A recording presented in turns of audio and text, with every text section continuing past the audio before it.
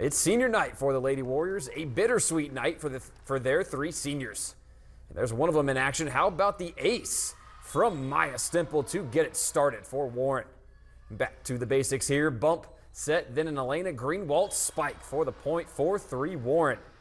Later in the first, Caden Searle sends it over. Then it goes Sydney Starcher to Stemple, back to Starcher and into the net. Emerson Alloway bumping it. Stemple there to set it. Then Starcher using the top of the net for the kill. Nothing Morgan can do with that one. 10-7 Warriors lead.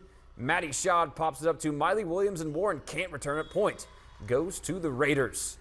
Searle now rising up for the spike, tipped by Bralynn Bonnett.